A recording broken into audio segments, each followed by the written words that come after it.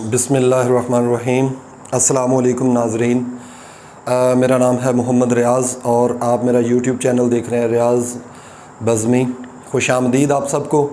आपको पता है कि हमारे चैनल के तवस्सुत से जो है वो अहम से अहम मालूमात और नई से नई मालूमात जो है वो आप तक पहुँचाई जाती हैं, ताकि ऐसे उर्दू अदब के गोशे जो आपकी नज़र से ओझल हैं या जिन तक अभी आपकी रसाई जो है वो मुमकिन नहीं हो सकी, तो मेरी कोशिश होती है कि उन्हीं पे जो है वो बात की जाए। आज एक बड़ा अहम जो है वो मौजू लेकर मैं हाज़िर हुआ हूँ। जैसा कि आपको नज़र आ रहा है, मसलाए जब्र कदर, इसे कुछ लोग मसला पढ़ते हैं, हमज़ा को जो है वो मिस कर जाते हैं, तो इसके दुरुस्त जो तलफ़्फ़ुज़ बनता है वो बनता है मसलाए जब्र कदर। तो उर्दू शायरी के अंदर अक्सर इंटरव्यू के जो है वो पैनल ये सवाल करता है कि जी मसलाए जब्र कदर क्या है, कोई शेर का हवाला दें। तो आज मैंने कोशिश की है कि इसकी पूरा जो है वो खोज लगा के इसकी सारी चीज़ें जो है वो आपके सामने आएँ कि मसलाए जब्र कदर जो है वो क्या है। तो अगर आप आखिर तक वीडियो देखेंगे, कोई एक जो है वो अगर आपने 1 मिनट भी स्किप की तो वो आपस में मरबूत जो कड़ियाँ हैं वो आपस में नहीं मिलेंगी। लिहाजा आखिर तक जो है वो वीडियो ज़रूर देखिएगा, और अगर आपको वीडियो पसंद आए तो लाइक का बटन प्रेस कर दिया करें, कमेंट सेक्शन में अपने जो है वो कीमती राय ज़रूर दिया करें,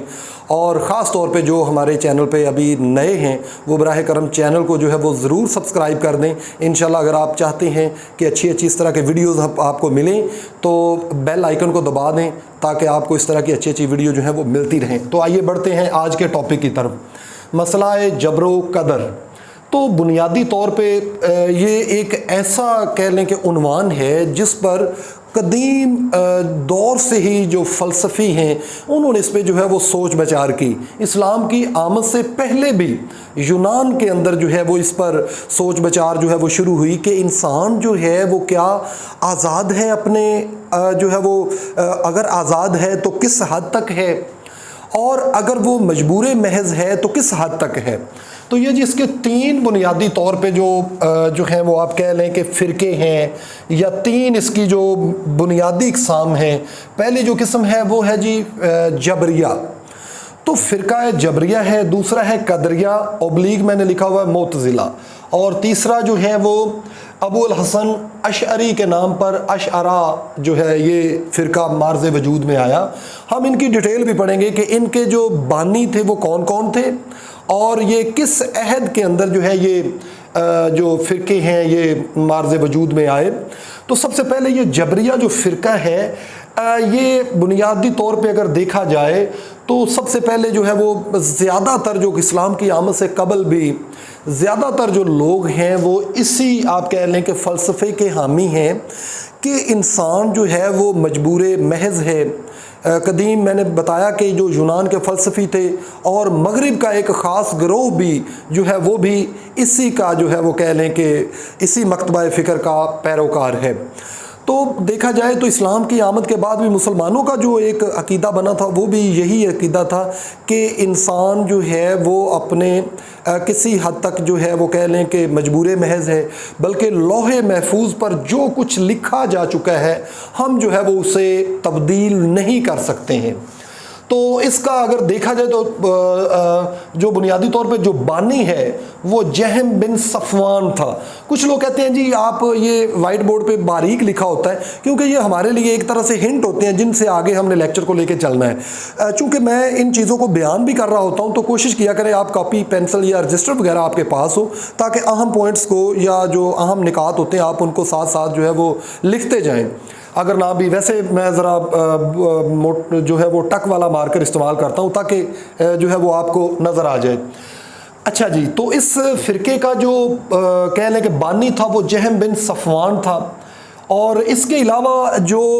इसी फ़िरका जबरिया के अंदर जो कह लें कि फ़िरके वो भी इसी को मानते थे कि इंसान जो है वो तकदीर इलाही से सब होता है और इसके अलावा जो है वो कुछ भी नहीं होता। हमारे यहाँ ये तबलीगी भाई भी आप आते हैं तो मसाजिद के अंदर ये यही कहते हैं कि अल्लाह से जो कुछ भी होता है वो अल्लाह से होता है और अल्लाह के सिवा जो है वो कुछ भी होने की उम्मीद जो है वो नहीं होती, और इसी काम के लिए हम ये काम कर रहे हैं। तो ये उनका कहना होता है। तो इस फ़िरके के अंदर जो बाकी 3 जो हैं यानी कि फ़िरका बुखारिया,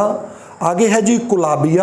اور بکریہ، یہ تینوں بنیادی طور پہ جو فرقے ہیں یہ بھی فقہ جبریہ کو جو ہے وہ کہہ لیں کہ اس کے پیروکار ہیں، یعنی کہ جبریہ میں شمار ہوتے ہیں، اور فلسفہ مغرب کا ایک گروہ بھی جو ہے وہ اسی کا پیروکار ہے۔ آگے جی دوسرے نمبر پہ آ جاتا ہے قدریہ، اور اسے جو ہے وہ معتزلہ بھی کہتے ہیں۔ تو یہ دیکھا جائے تو ان کا یہ ایک دعویٰ ہے فرقہ قدریہ کا کہ انسان جو ہے وہ مکمل طور پہ آزاد ہے اپنے قول و افعال کے اندر، یا جو کچھ بھی اس نے رستہ اختیار کرنا ہے وہ اس کے اندر مکمل آزاد ہے، اس پر کسی قسم کی جو ہے وہ مجبور نہیں ہے، اور کسی قسم کی کوئی جو ہے وہ قدغن نہیں ہے، جو وہ چاہے کر سکتا ہے۔ تو اس کا جو ایک آپ کہہ لیں کہ بانی تھا فرقہ قدریہ کا، یا آپ کہہ سکتے ہیں کہ معتزلہ جو ہیں، انہیں معتزلہ بھی کہتے ہیں، تو یہ ایک ایرانی نژاد تھا واصل بن عطا الغزال، یہ شاگرد تھا خواجہ حسن بصری کا، اور مامون رشید کے عہد میں یہ جو آپ کہہ لیں کہ یہ ایک سرکاری مذہب یا سرکاری فرقے کے طور پہ جو ہے وہ مقبول ہو چکا تھا، اور مسئلہ خلق قرآن کے حوالے سے اس پر اگر آپ اس کو مزید تفصیل سے پڑھنا چاہتے ہیں تو مولانا مودودی رحمۃ اللہ علیہ کی کتاب بھی ہے مسئلہ جبر و قدر، تو اس میں یہ پوری ایک تفصیل دی ہوئی ہے، لیکن اتنی تفصیل ہی آپ کے لیے کافی ہے امتحانی نقطہ نظر سے، اور خاص طور پہ انٹرویو کے نقطہ نظر سے جتنی میں آپ کو تفصیل بتا رہا ہوں اتنی وہ تفصیل میں نہیں جاتے ہیں، بلکہ پوچھتے ہیں جی کہ فلسفہ جبر و قدر جو ہے وہ کیا ہوتا ہے، جبر و قدر کیا ہے، اور کسی چند ایک دو شعروں سے ہمیں جو ہے وہ حوالہ دیں، تو وہ اشعار بھی میں نے 5 کے قریب جو ہے وہ آپ کے لیے نوٹ کیے ہوئے ہیں، لکھے ہوئے ہیں۔ تو یہ جی مامون رشید کے عہد میں یہ جو ہے یہ ایک سرکاری فرقہ بن گیا تھا، کہہ لیں کہ سرکاری مذہب کے طور پہ جو ہے وہ قبول کر لیا گیا تھا۔ اور تیسرا جو ابو الحسن اشعری کے نام پہ بنا تھا اشعرہ، تو یہ اشعری مسلمانوں کا ایک فرقہ ہے، اس کا بانی ابو الحسن اشعری تھا۔ 40 سال تک یہ اپنے استاد شیخ علی الجبانی معتزلہ کا پیروکار رہا، لیکن 40 سال کے بعد جو ہے یہ اپنے استاد کی وہ جو سکھائی ہوئی تعلیمات تھی ان سے یہ منحرف ہو گیا، اور اس نے جو ہے آپ کہہ لیں کہ اشعرہ کی جو فرقہ ہے اس کی بنیاد رکھی، اور اس نے کہا کہ کچھ امور میں جس طرح کہ جبریہ نے کہا کہ انسان مکمل طور پہ مجبور ہے، اور دوسرا قدریہ نے یا معتزلہ نے کہا کہ انسان جو ہے وہ مکمل طور پہ آزاد ہے، جبکہ جو اشعری فرقے کے حامی تھے انہوں نے کہا کہ انسان جو ہے وہ کچھ امور میں انسان آزاد ہے مگر کچھ میں مجبور محض ہے، یعنی کہ کچھ مجبور بھی ہے اور کچھ مختار بھی ہے۔ تو یہ جو ہے یہ 3 بنیادی طور پہ ہم نے آپ کو بتائے ہیں، فرقہ جو ہے وہ جبریہ، قدریہ یا معتزلہ اور اشعرہ۔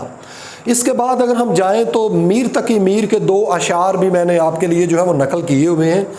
تو میر کہتے ہیں جی کہ ناحق ہم مجبوروں پر یہ تہمت ہے مختاری کی، ناحق ہم مجبوروں پر یہ تہمت ہے مختاری کی، چاہتے ہیں سو آپ کرے ہیں ہم کو ابس بدنام کیا۔ یعنی کہ میر کے کہنے کا مطلب ہے کہ ہم ناحق یہ ہم پر جو ہے وہ مجبوروں پر یہ تہمت عائد کر دی گئی ہے کہ ہم جو ہے وہ مختار کل ہیں، لیکن وہ کہتے ہیں کہ جو بھی کرنا ہوتا ہے وہ آپ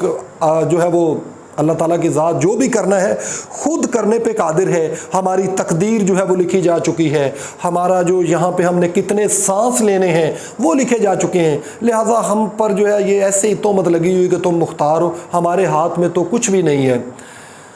جس طرح کہ غالب نے ایک اسی حوالے سے جو ہے وہ کہا تھا کہ رو میں ہے رخش عمر کہاں دیکھیے تھمے، اور رو میں ہے رخش عمر کہاں دیکھیے تھمے، نہ ہاتھ باغ پر ہے نہ پا ہے رکاب میں، یعنی کہ جو عمر کا گھوڑا ہے زندگی کا وہ تو دوڑتا ہوا جا رہا ہے، اور نہ ہی ہمارے ہاتھوں کے اندر جو ہے وہ لگامیں ہیں اس گھوڑے کی، اور نہ ہی ہمارا پاؤں جو ہے وہ اس رکاب کے اندر ہے، لہٰذا ہمارے بس میں تو کچھ بھی نہیں ہے ہم اسے جو ہے وہ قابو کر سکیں۔ دوسرے نمبر پہ میر ہی کہتے ہیں یہاں کے سپید و سیاہ میں ہم کو دخل جو ہے سو اتنا ہے، یہاں کے سپید و سیاہ میں ہم کو دخل جو ہے سو اتنا ہے، رات کو رو رو صبح کیا یا دن کو جوں توں شام کیا۔ यानी कि मीर के इस शेर में कह रहे हैं कि यहाँ के अगर हम देखा जाए तो यहाँ के अमूर के अंदर हमारा सिर्फ इतना ही अमल दखल है कि रात को सारी रात रो रो कर हम जो है वो सुबह करते हैं, और सुबह के बाद जो है वो सारा दिन यही अमल दोहरा के रोने धोने के अंदर हमारा ये गुजर जाता है और शाम हो जाती है। मतलब कि हम मजबूर महज हैं। आगे जी शेर ये मुज़फ़्फ़र रिज़वी का है, ये जबर भी देखा है तारीख़ की नज़रों ने, ये जबर भी देखा है तारीख़ की नज़रों ने, लम्हों की ख़ता की थी सदियों ने सज़ा पाई। ये जबर भी देखा है तारीख़ की नज़रों ने, लम्हों ने ख़ता की थी सदियों ने सज़ा पाई। तो ये शेर है जी मुज़फ़्फ़र रिज़वी का। आगे जी चलिए फ़ानी बिदायूनी का शेर है, ज़िंदगी जबर है और जबर के आसार नहीं, ज़िंदगी जबर है और जबर के आसार नहीं, हाय इस कैद को ज़ंजीर भी दरकार नहीं, हाय इस कैद को ज़ंजीर भी दरकार नहीं। आगे मुनीर नियाज़ी साहब भी लिखते हैं, मैं हूँ भी और नहीं भी अजीब बात है ये, मैं हूँ भी और नहीं भी अजीब बात है ये, कैसा जबर है मैं जिसके अख्तियार में हूँ। वो कह रहे हैं कि मेरी हस्ती है भी और नहीं भी है, ये एक अजीब सी वो कहते हैं कि ये बात है, और मैं एक ऐसे जबर के शिकंजे के अंदर जो है वो जकड़ा हुआ हूँ कि जिससे मैं चाह कर भी जो है वो रिहाई मुझे जो है वो मिलना जो है वो मुश्किल नज़र आ रहा है। तो